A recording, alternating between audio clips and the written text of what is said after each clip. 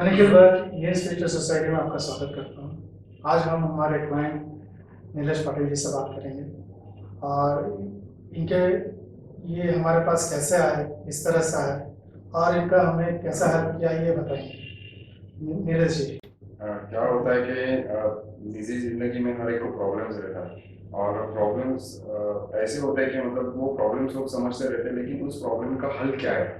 और एक्चुअल में यहाँ पे समाज में ऐसे बहुत लोग हैं जो भोंदू भी है कि जो मतलब कुछ समझते नहीं कुछ नहीं, लेकिन पैसे बनाने के लिए ये लोग पूरा धंधा इन्होंने खोल के रखा है। तो बहुत सालों से मतलब मेरे मन में तो ये डाउट था कि कुछ तो हो रहा है गलत बिजनेस में। और अपने मेरे फैमिली में भी बिजनेस तो हो रहा है लेकिन नुकसान भी हो रहा है वैसा, और बुरी नज़र या फिर फैमिली में भी जो क्लैशेस होते रहते हैं। तो उसके हिसाब से मतलब हम लोगों को क्या होता है कि हम लोग पहले मतलब सीरियल्स देखते थे, क्राइम पेट्रोल देखते देखते फिर हम लोग भूत आया सीरियल देखने लगे। उसके बाद हम लोग सर के जो अपनी सीरियल थी भूत आया के बाद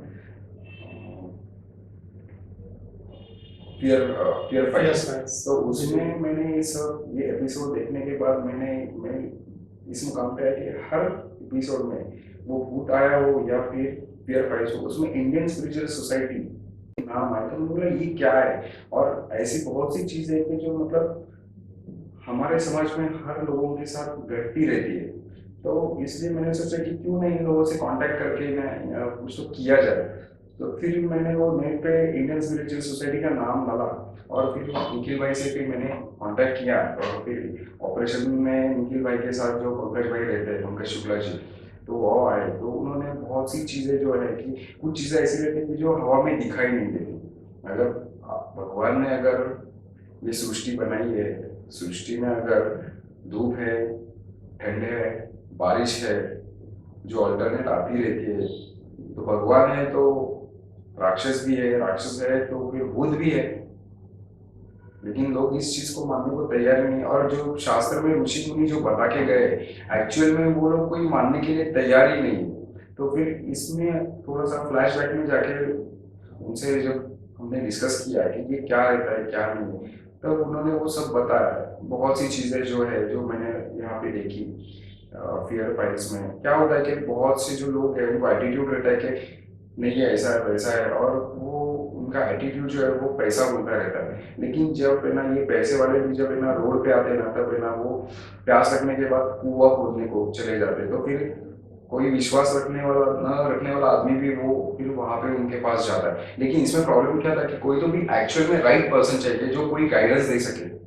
तो फिर इन लोगों से मैंने कांटेक्ट किया। तो जितनी भी निगेटिव एनर्जी है, निगेटिव एनर्जी तो ये हर जगह फैली हुई है, वो कभी दिखाई नहीं देती। वो ऐसे ही हवा की तरह बहती रहती है।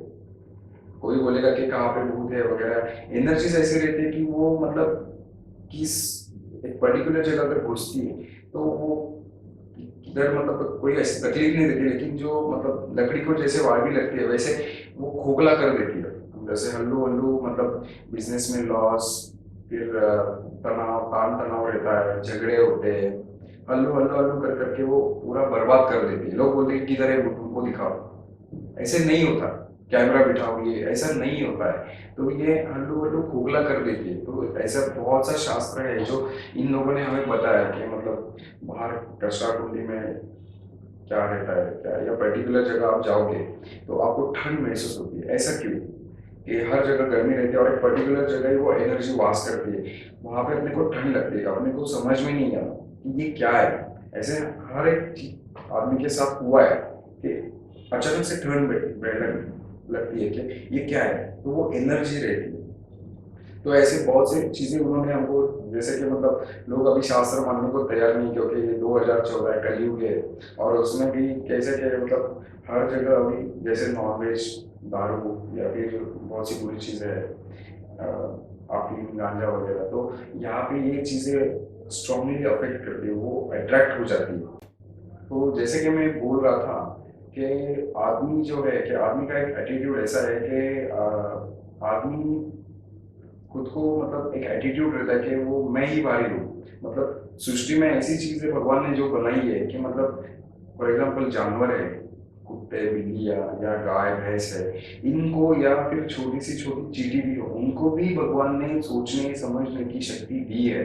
लेकिन आदमी आज के युग में ऐसा है कि मुझसे ज्यादा ताकतवर या मुझसे टैलेंटेड आदमी कोई भी नहीं है, ऐसे समझता है। ये बहुत गलत बात है।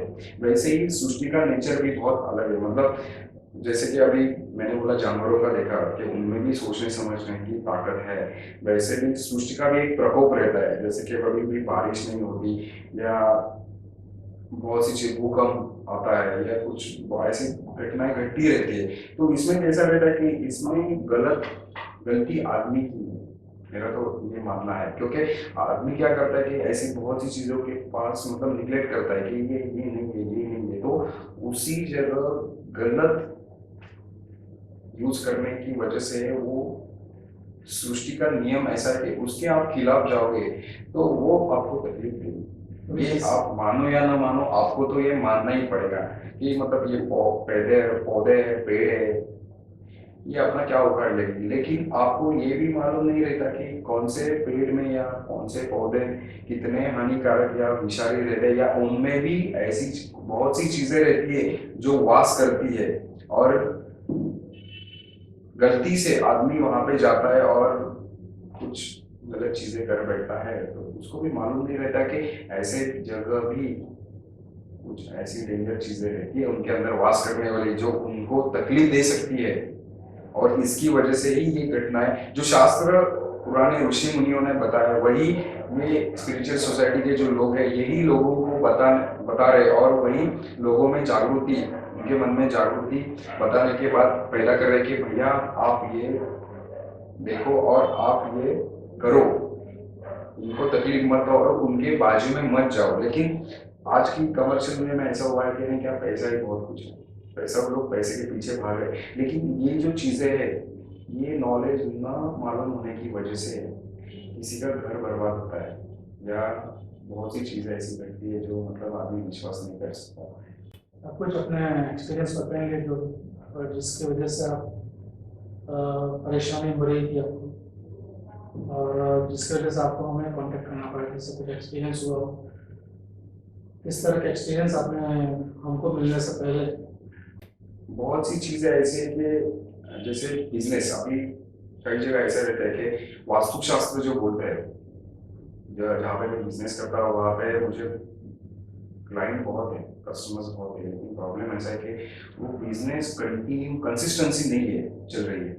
तो उसका रीजन ऐसा था कि आजू बाजू में जो चीजें है, जहाँ पे जगह वास्तु दोष है, कई जगह सामने मतलब ऐसे 2-3 बिल्डिंग है हमारे आजू बाजू में, वहाँ पे वास्तु दोष होने की वजह से पूरी चीजें मतलब वो फ्लो होता रहता है। जैसे रात होती है तो सूर्यास्त के बाद संचार चालू हो जाता है, बाजू वाले के में रहने वाले वास्तु दोष की वजह से वो लोग यहाँ पे आते हैं, सामने आते हैं। जैसे हम लोग चाय कॉफी पीते हैं, वहाँ पे बैठते हैं, वैसे उन लोगों का भी संचार रहता है।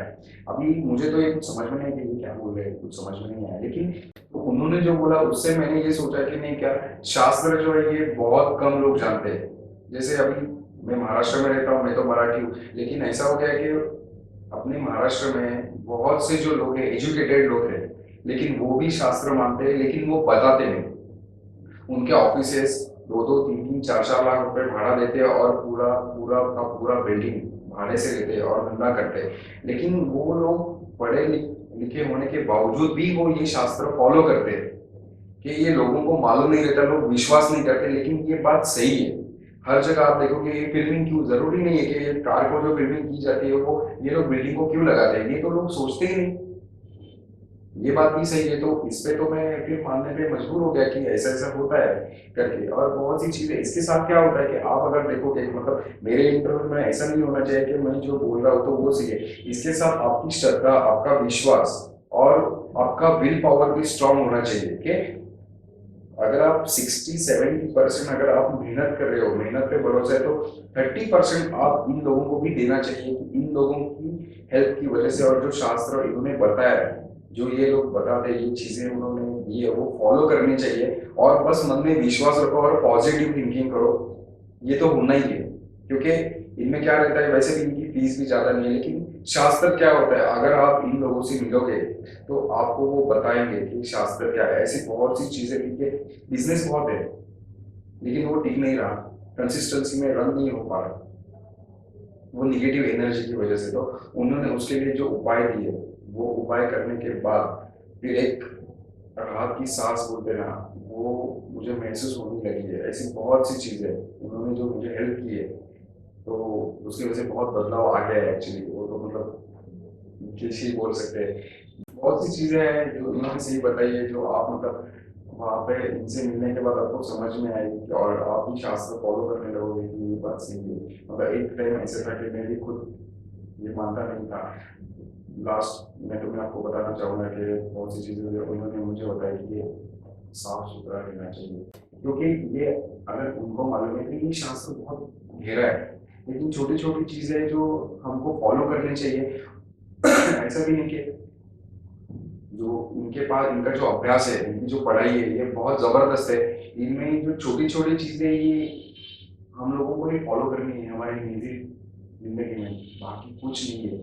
लेकिन लोगों का मानना ऐसा हो गया कि ये पैसे लूटने के या पैसे बनाने के थोड़ी सी चीजें, इनका ज्यादा फीस भी नहीं रहता, लेकिन ये इतना शास्त्र बता के जाते हैं। मतलब वो तो मैं अभी आपको सामने बता नहीं सकता, क्योंकि भले ही इनका बिजनेस हो, लेकिन बिजनेस के हिसाब से भी इतनी अफोर्डेबल रेट्स में इनकी फीस है कि जो कोई भी मतलब किसी बच्चे का ये महीने का या 15 दिन का खर्चा रहेगा या 10 दिन का, इतनी कम फीस में ये इतना गहरा शास्त्र बता के जाते हैं कि वही हमको फॉलो करना है, जो हमको लाइफ टाइम में काम में आएगा। लोगों को मालूम ही नहीं है, पढ़े लिखे लोगों के हाथ से भी ये गलतियां होती रहती है। तो वो अगर आपको नहीं करनी है और अगर आपको भी अपने निजी जिंदगी में भी सुधार लाना है, आगे जाना है, तो बस आप 70% मेहनत करो, विल पावर अपना स्ट्रांग रखो, और 30% जो है उनसे मदद ले लो। जो भी चीज़ ये बताएंगे बस वो फॉलो करते रहो, और एक मन में विश्वास रखो कि भैया ये होना चाहिए। ये तो बस पॉजिटिव थिंकिंग रखो, इतना ही मैं बोल सकता हूँ। ये हमारे नीलेश जी है, जिन्होंने हमारे साथ हमारी हर चीज़ को माना और उसके हिसाब से उन्होंने अपना परिवर्तन किया, जिससे इनका काफ़ी कुछ चेंजेस आया लाइफ में।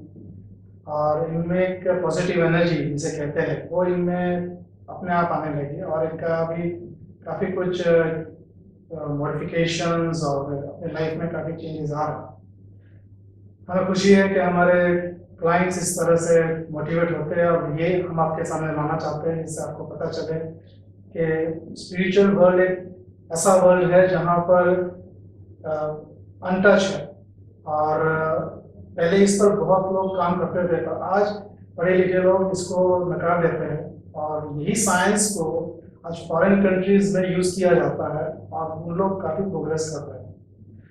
तो हमारी कोशिश यही रहेगी कि आपको इस तरह से न्यूज़ बताते रहे, इंफॉर्मेशन लाते रहे। और जो भी आपको क्वेश्चन हो, अगर नीलेश जी से पूछना है, आप हमें कांटेक्ट कीजिए, हम आपके मैसेज इन तक पहुँचाएंगे। आप इनसे भी मिल सकते हैं। ये एरिजोना शो करके डायरेक्टर है और काफ़ी फेमस है, इनके यहाँ काफ़ी कस्टमर्स आते हैं और हमें इनसे मिलकर बड़ी खुशी हुई।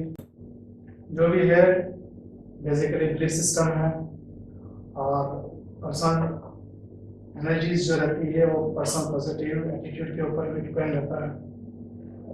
हमें खुशी है कि नीलेश जी को काफ़ी कुछ बेनिफिट हुआ। अब अगली बार हम अगले वीडियो से मिलेंगे।